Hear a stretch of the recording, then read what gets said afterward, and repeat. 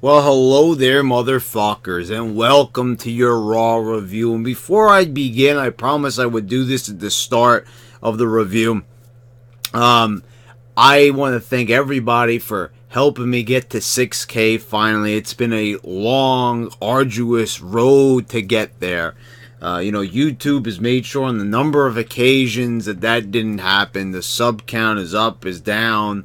I found out from Polston that he wasn't even subscribed or he wasn't getting notifications. It was something like that. And, that's why I always say to make sure, guys, at the end of every video, I always say make sure that you're still subscribed to the channel.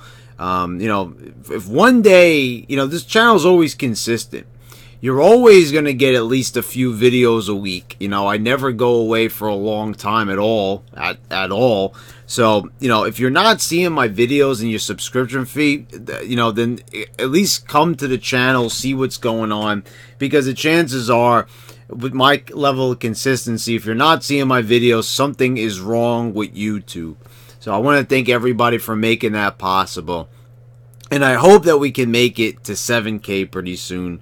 If we can make it to 10K. I mean, I've seen a lot of channels on the rise where they've just like shot up out of nowhere when it was one specific video or a series of videos that really resonated with people. So hopefully we can get that done. And thanks again to everybody on Patreon, who motivated me and everything. But we've been trying a lot of different styles of videos on here as of late, and I think it's benefiting the channel greatly.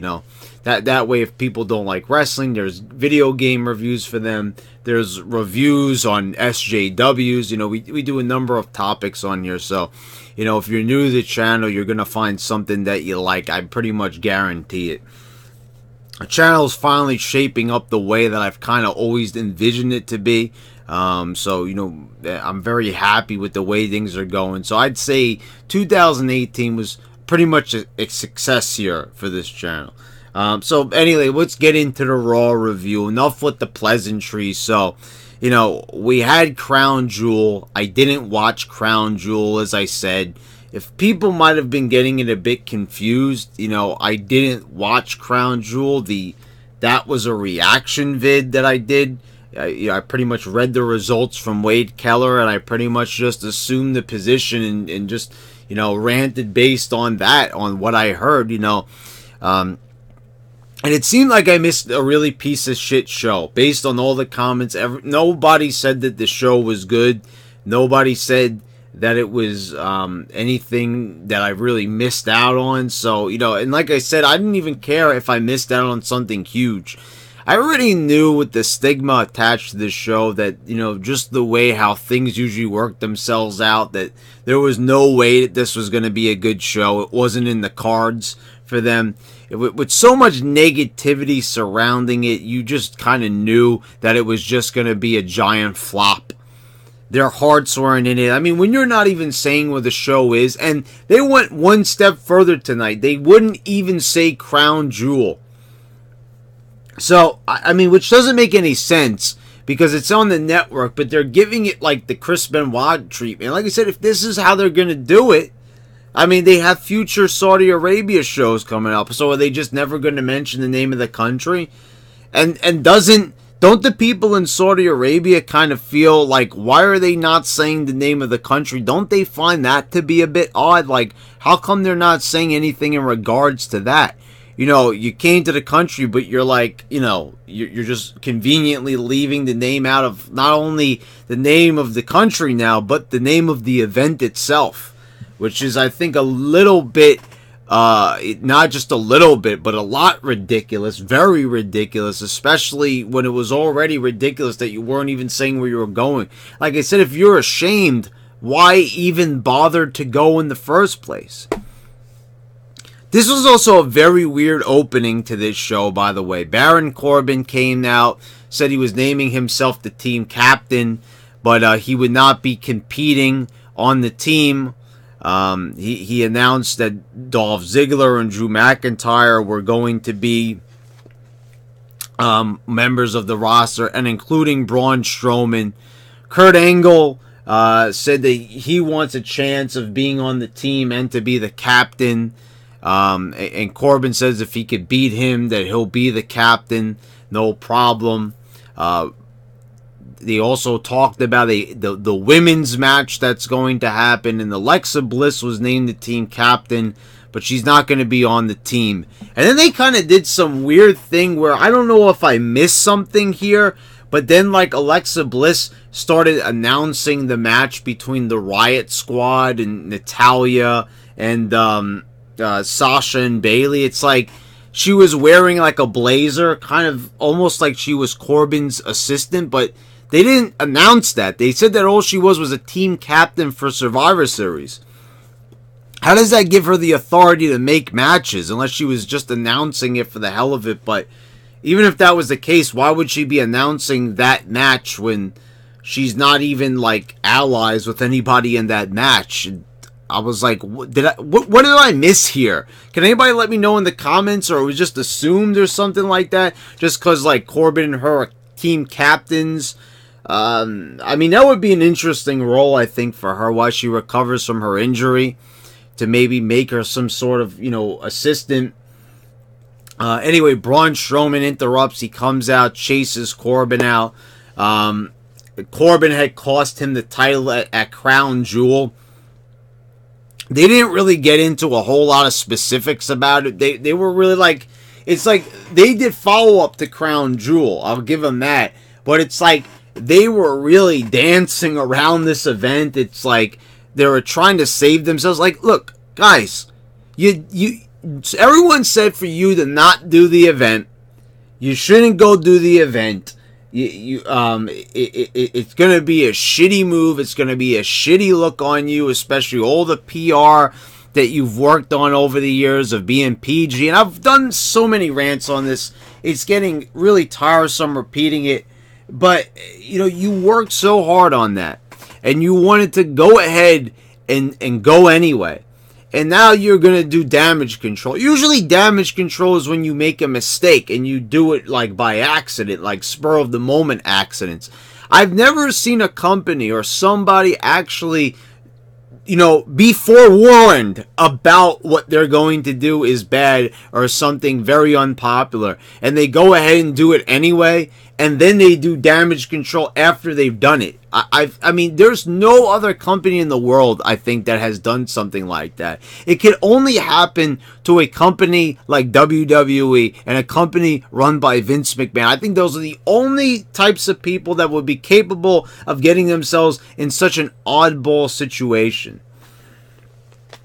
So Strowman ends up chasing Corbin out of the arena. Then we go into a match with Natalya, Sasha, and Bayley defeating. Well, no one got defeated. Basically, this match just ended in a no contest. Ruby Riott got the sunglasses of Jim Neidhart, which I don't really understand how she got those sunglasses. Does like Natalya keep it in her jacket? Because I don't think she came out wearing them. Whatever the case may be, she took the glasses, snapped them in half, stepped on them. Then the last thing we see is Natalya standing over the glasses crying. Which is not the only time we've seen her crying. We've seen her when she's gotten hurt, she cries. We've seen when she's lost in Canada, she cries. She cries, she cries, she cries, she cries. Every single time we see Natalya get involved in the storyline. And, you know, I see people were triggered over this, you know, oh, it was disrespectful. First of all, no, that's called getting heat. But this was like, yeah, almost like no one cared. Almost, you know, first of all, we were in the UK.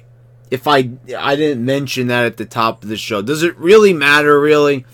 But the crowd was super fucking annoying tonight. Of course, all the smarks say, wow, the crowd was hot tonight.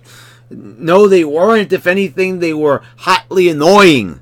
They were really burning it up when it came to doing annoying fucking chants. And this is what I talked about. No offense to anybody who lives in the UK, who happens to watch my channel, watch my videos, but when you do a wrestling event in the UK, the crowd is just ridiculous. And I said, these crowds are lively, I'll give them that. But they have been a bad influence on the US crowds. So if you guys want recognition or something like that, I'll give you that. You've influenced the American crowds to act exactly like you. But really, you know, it's not good behavior the way how you guys are acting. You know, you're heckling during every single match, and it's not even if you like or dislike something. It's like you're there to just put yourselves over. Look, we get it. I say it every week. These shows are shitty. They're fucking garbage. So if they're garbage, why are you spending your money on them to go to them just so you can heckle them through the whole thing? It doesn't make any sense. Spend your money on something worthwhile. There's plenty of other forms of entertainment that are well worth your money. There's movies out there. There's concerts. There's so many things that you could do with your hard-earned money, but you choose to spend it on this garbage product. And you go there and you act like garbage people. So it doesn't make any sense. And like, no one cared about this. Like, I'll give them credit. They went to go get heat by snapping the glasses, but you know, after a 20-minute match like this, it's like no one gave a shit. Everyone was worn out from the very first match.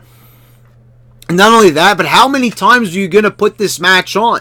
You've not only already had this match on, I believe you already had it on free TV prior to Evolution. But then it was at Evolution, you had it last week, and then you had it again this week. It's like, what? And then it's like there's not even a finish. It awkwardly ends with Natalya crying.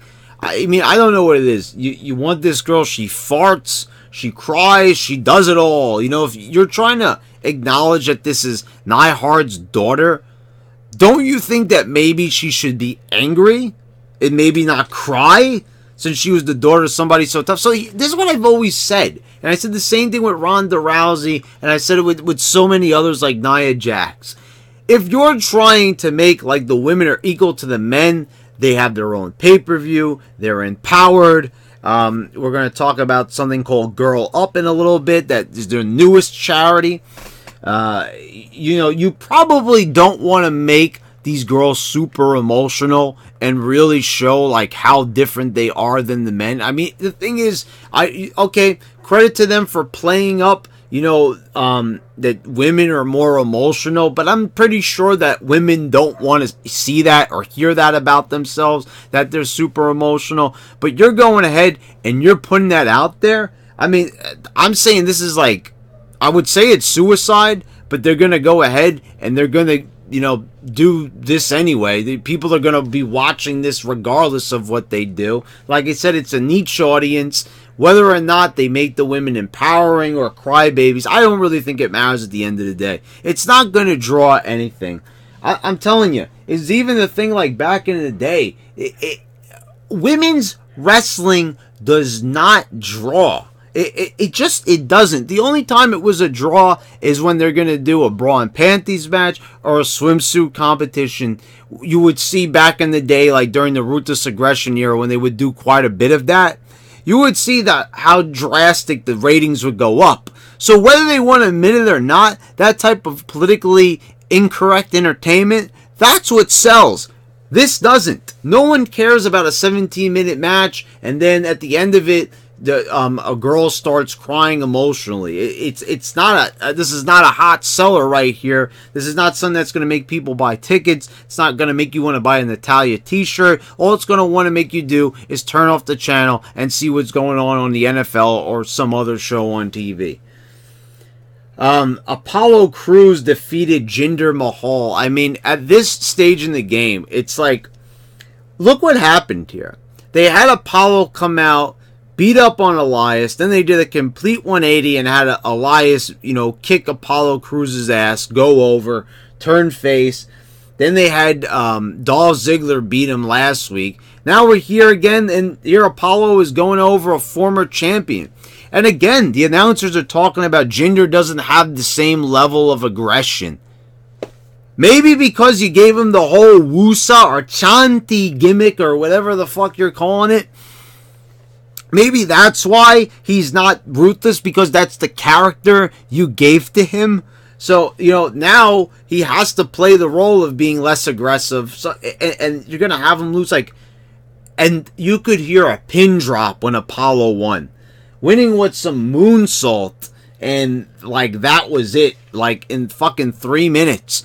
I mean, what did Jinder do? Honestly, going from champion, did he do something? Did he say the wrong thing to somebody? I mean, I don't know what it is.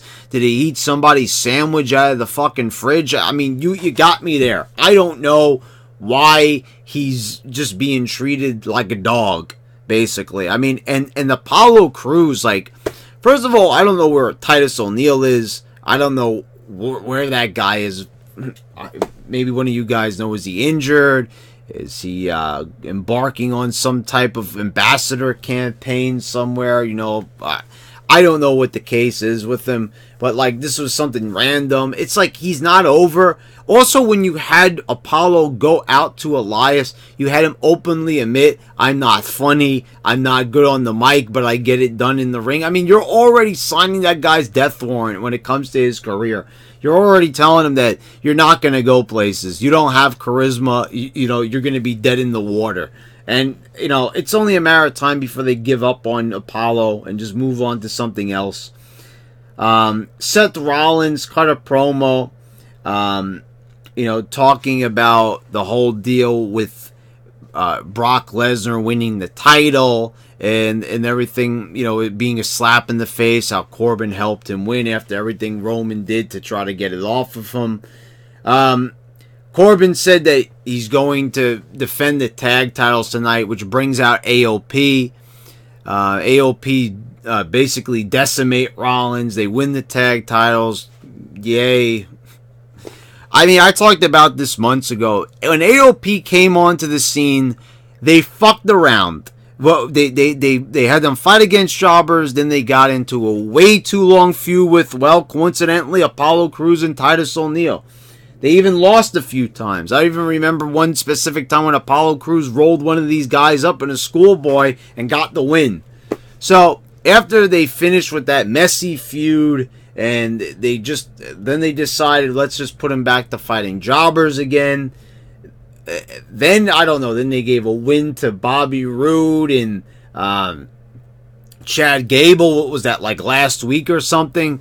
Apparently that went nowhere because they ended up getting the tag title shot anyway, despite losing the match. And before you know it, yeah, AOP's the tag title. So they fucked around with these guys for like 7 months, right? Roughly, right? They came after WrestleMania. They come out, they do nothing with them. Then when they decide to do something with them, it feels unfulfilling. Like, okay, well, they won in a handicap match. That's not really that impressive.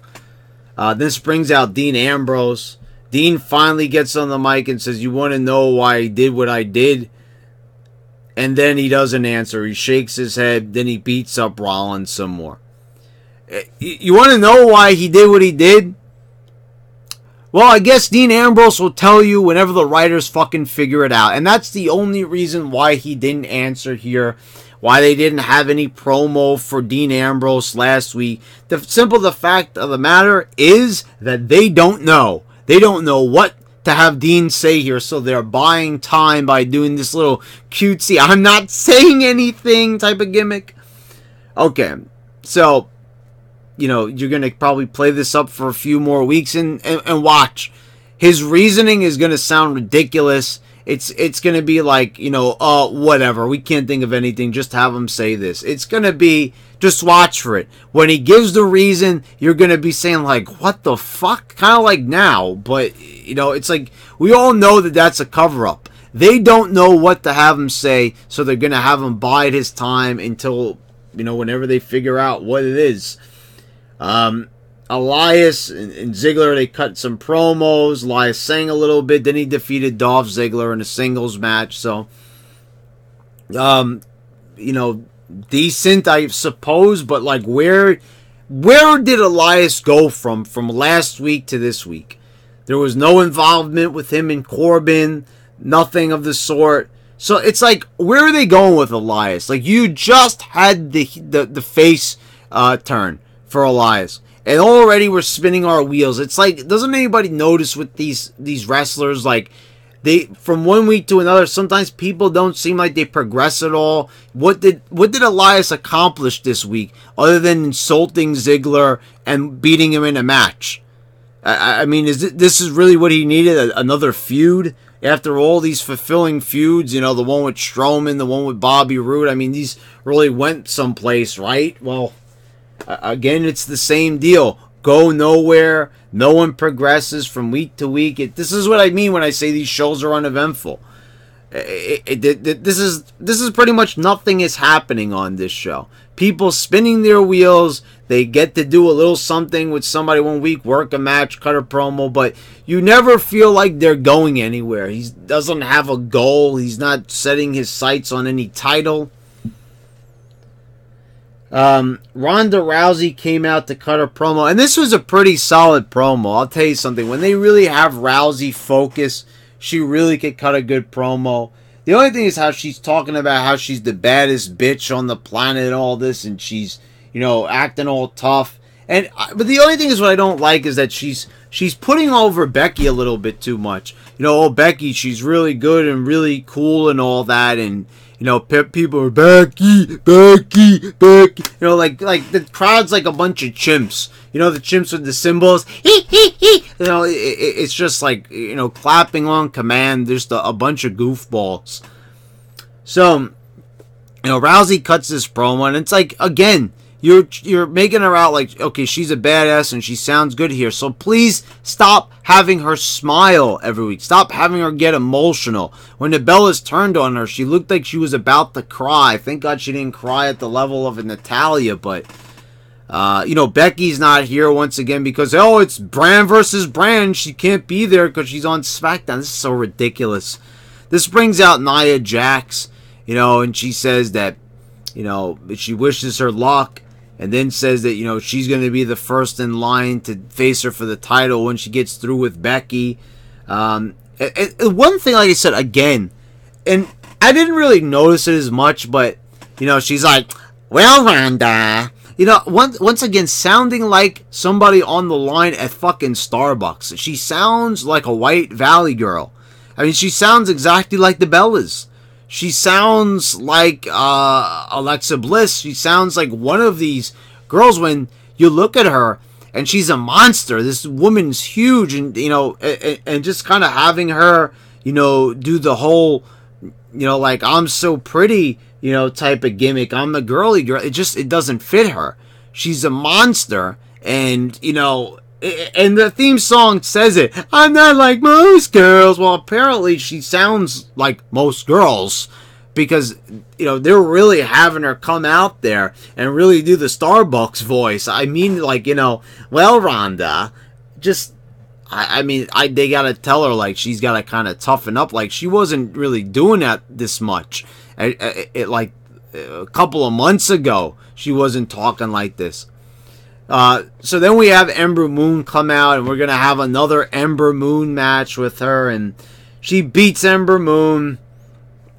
And, you know, Michael Cole says the same thing. Whenever they're trying to put somebody over, they always say, oh, you know, a victory, but over a very game Ember Moon. Whenever he says it's game, it means that, well, they wanted you to be impressed by this person. They wanted this person to get over by having a good match, but they weren't committed to them fully enough to have them actually win the match. But by all means, they're game. They're game. You know, so you're supposed to, like, oh, I respect you, Ember, for having a great match. I mean, is anybody just confused with Ember Moon? Like, you know, what her character is, why she's there. Anyway, Tamina comes out. And then they kind of just agree that all of a sudden, after they've been beating each other up and intimidating one another for the past several weeks, that they're just going to team up. And I mean, like, okay, I like this idea that they're going to team these girls up to be like a dominating tag team.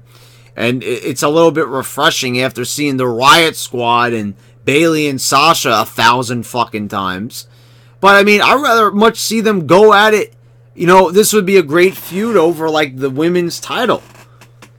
But no, okay, they're just tagged. It just shows how random things are. From one week to the next, things could just drop at the drop. It could just change with the drop of a hat. I mean, they're feuding, and now they're teammates. Just out of nowhere. So she's friends with Ember, and then all of a sudden she's like, flip her over, and she starts dropping elbows on her. it really just shows they don't know what they're doing. Like I said, from one week to the next, things are a complete 180. People act totally different from one week to the next. That's what I'm saying. No one has a character. What is Ember Moon? I said 1 minute she has the contacts.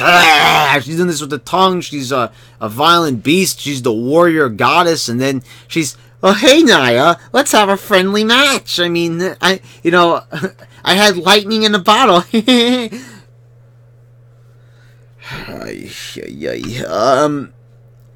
Lashley defeated Finn Balor. Lashley's been having 1,000 fucking matches with Finn Balor. There's no end in sight. He beat him this time. Somehow, life goes on. I mean, like, just, wow. You have fucking ruined Lashley.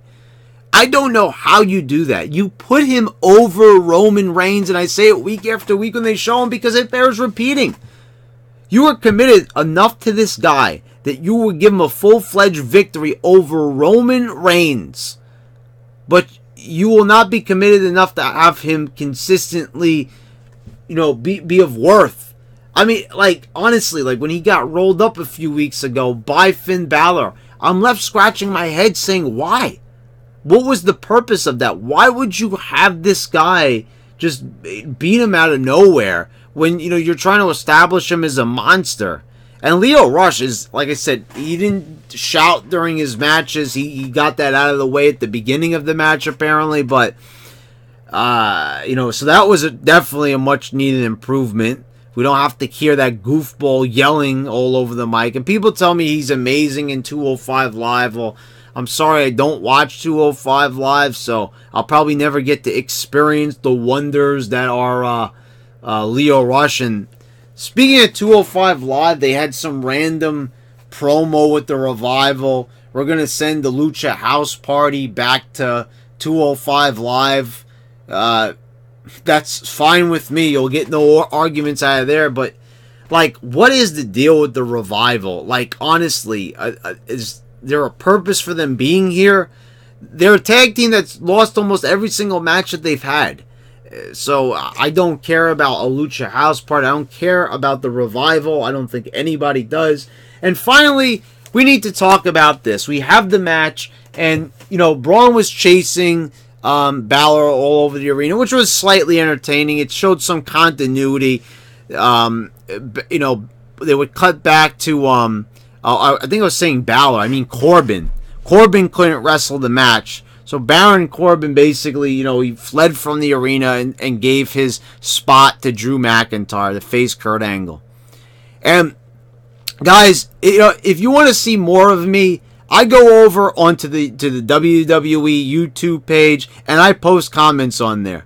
And I don't try to purposely rile people up, but I give my general opinions on them and I'll type out a message, and you'll see a lot of people agree with me and a lot of people get fucking pissed off at me. And this is what I'm talking about.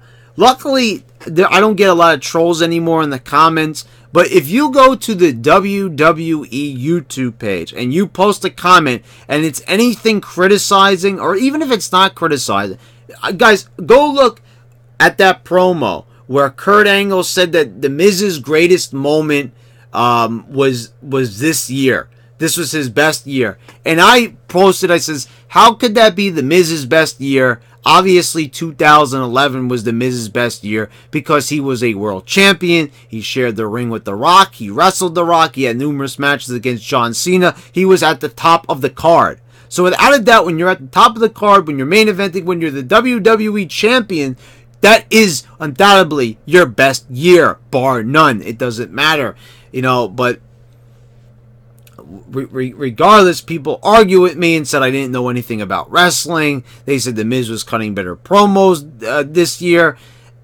Guys, I disagree. I think he was cutting good promos in 2011. I think he was wrestling good matches in 2011. I'm not saying that his WrestleMania moment was not marred and he didn't get, overlooked in his own feud. But I'm saying if you ask The Miz what his favorite moment was, he'd probably say the time when he was champion.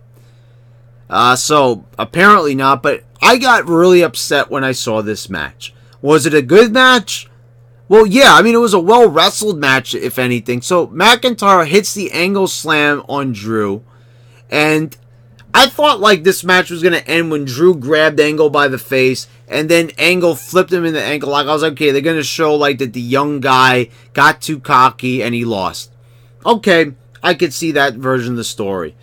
Instead, here, Drew gets out of the move, does the Angle slam, then puts the ankle lock on Kurt Angle, and Angle taps out to his own move. Now, okay, I guess there's context needed. We need to preface certain things about how I feel about this. I have been saying for many a month that Drew McIntyre, since he returned, the guy is in incredible shape. I think he's got some good mic skills. Not incredible, but they're good enough to get him by. He wrestles very well. I think the way how he speaks, I think that he could be a top star if, treated the right way. Now, a victory over Kurt Angle would certainly be a step in the right direction for him. I think that basically what they should have done is insert him into that match at Crown Jewel, and they should have just put the fucking belt on him. But instead they were lazy and put it on Lesnar again. Now, this would have been effective if this wasn't so random, if maybe they built it up in some way, this was a pay-per-view match, or they built up, like, at least if they took the time and built up, to, did some build-up on this Raw, leading into next week's Raw, or they built it up throughout the show, at the very least. Instead, at the last minute, they're like, oh, well, Drew's going to take my place. So Drew is just a replacement for Corbin. And they give him the victory here. Now, do you realize what that is to have another wrestler beat another wrestler with their own move? That, that like really kind of says something there. Because it's supposed to be like, that's their move, and we've seen that before, but Triple H has never beaten The Undertaker with a tombstone. He kicked out of that. The Rock never beat Stone Cold with his stunner. Because, it just... when you do that, it was definitely like a gasp, of course, and it was good for a shock moment. But I'm looking at the comments, and I said, man, they're treating Kurt Angle like the Brooklyn Brawler. That's what I wrote. I says, since this guy has come back, he's lost the majority of his matches. They made him look like a goofball when he was in the ring with Triple H. They had him get bitched out at Survivor Series, just pedigreed like a sack of garbage. They tried to, like, shut Kurt Angle up. Oh, you can't say that, Kurt. Then you had Stephanie McMahon berating him every week, castrating him on a weekly basis, every single episode of Raw. They had him lose at a Crown Jewel. He hasn't won any real match that he's been a part of. So the guy's looking like a real loser. They make him look like a goofball. They had him dressed up as a conquistador. I mean, it's just...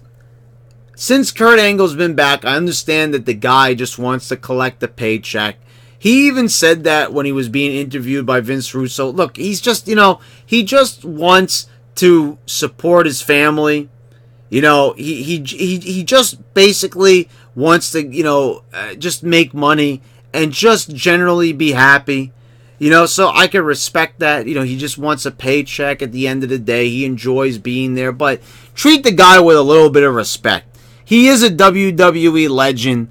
The company would not be in the same spot that it is now without Kurt Angle, so they owe him a bit of gratitude. But I guess because he went to TNA, we're going to treat him a little bit differently. I don't understand. They treat AJ with more fucking respect than they do Kurt Angle, which is something just completely, just a foreign concept to me. I'm not even going to pretend like I know. I don't get it, why they have something against him. Like I'm saying, AJ wasn't even a WWE guy, but I guess these guys that that they left WWE and then they come back, they're always going to treat them like sacks of shit, apparently. And that is the case in the case with Kurt Angle. So I'm just saying here, what everyone was saying on YouTube, they fought with me and says, oh no, this was great storytelling. I said, how is it great storytelling? It's a random match on Raw. They made it within the last couple of minutes of the show, threw it out there for all to see. There wasn't any build. There wasn't any hype behind this match. It just happened at random. And they're like, oh, well, Kurt Angle should be putting over young talent. You know, and they were like, oh, well, he's 49 years old. Well, really? So, when The Undertaker beat CM Punk, nobody really had a problem with that. When Triple H is still wrestling matches at basically the same age, and he also defeated CM Punk, nobody had a problem with that, right? So, it's like, oh no, but Kurt Angle should be putting people over. Right? No. Especially when it's on this short of notice. You don't treat Kurt Angle like he's a nobody. I mean, I thought the fact that they saved this guy for special occasions, like his matches should mean something. And so they just throw him out there, basically. You know, we're all expecting to have the match against Corbin so he can maybe get some comeuppance. But no, not only does he not make it onto the Survivor Series team, not only does he not become the captain, but they just have him straight up lose to Drew McIntyre. And it was, as people said, like a very sad moment. They made it very depressing. Like, you know, that Drew just like basically embarrassed this guy. And I'm just like, how come they won't do that with a Seth Rollins, but they'll do that with Kurt Angle? Oh, you know, because I'm just such a great talent, right? Burn it down, guys. We're on fire tonight. I mean, I guess that's the case, right? Some people are just held to a different standard, apparently. Because how are you just going to randomly put together this match, throw Kurt Angle out there, and then have him tap out to his own move when he's supposed to be the submission specialist? I don't give a fuck if he's 49 years old. You treat this guy with a little bit of fucking respect. Especially when you treat some of these other talents, like I said, like Seth Rollins, who's, if anything, he's really hurt your product. He's not a big star. He doesn't come across as a money-making main eventer, and he has sure as hell injured a lot of your other top stars. Sting, for example. Could have got more longevity out of Sting's WWE run had it not been for a person like Seth Rollins. But don't have him go over, any of those people. Have him go over Kurt Angle, your legends and everything. And I can see that maybe Kurt Angle puts over a Drew McIntyre. And I would support that because, like I said, it might sound like I'm not a fan of Drew and I just don't want to see him win. I do, and I've said that every week. But you can't just at total random just hand off a victory like Kurt Angle's a total nobody. He sure as fuck is a somebody. He's contributed so much to this company over the years. And as much as they talk up Kurt Angle, when he gets in the ring, you just don't feel it's like on the same level. They're not treating him with the same respect that they once did. I mean, my God. Like, this company has changed so much. I mean, look at the time from when he left in 2006. The level of respect they applied to a Kurt Angle versus the level of respect that they have for him now. And all you have to do is look at all the times that they've had Stephanie berate him in front of the crowd and the home audience. I mean, I just looked at this and I don't know. It just made me sick. And seeing everybody on YouTube try to spin it in every different way. Oh, it's storytelling. You know, these people, what story are we telling here? That we were unprepared for Raw, that we threw together things at the last minute, that we're handing off victories without any build-up or any real story behind them. The story is the story that they manifested within themselves, these smarks. He's the older wrestler passing the torch. Well, apparently that's not what the announcers were saying. How come if that was the case, that's what Kurt Angle... And someone had the nerve, this was like Hulk Hogan and Brock Lesnar on SmackDown back in 2002. Guys, please stop. I mean, the worst thing that people do is when they compare things of the past and they're nowhere close to being even of the same level of quality. First of all, you had Hulk Hogan being super respected at this time. He hasn't been dressed up as a conquistador. He hasn't been paraded out there week after week getting castrated by that dumb bitch Stephanie.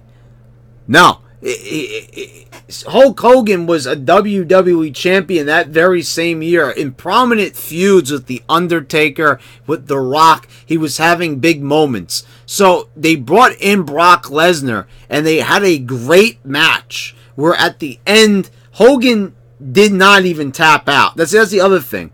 With all the other wrestlers like Rollins and everything, they'll just pass out in the move because they don't, God forbid they have them tap out. But you notice with Kurt Angle, they made sure that the guy tapped out. He hit the mat. I don't even remember the last time I've seen a tap out victory from a star that large. Usually people in the main event, these main eventers, past, present, whatever it may be, they never have the guy tap out to try to kind of save face. You know, okay, they'll just pass out in the move, meaning, you know, that they're strong-willed, that they'll never tap out no matter what. But Kurt Angle, they had no qualms. Just have him tap out right there, and that's it. That's all the respect that we're going to pay to him. So it's just like Brock Lesnar got the victory over Hulk Hogan, and Hulk Hogan passed out in the move because Hulkamania would never tap out. Hulk Hogan tapped out also to Kurt Angle that same year. So, but that was different. There was build behind it. There was a storyline behind it.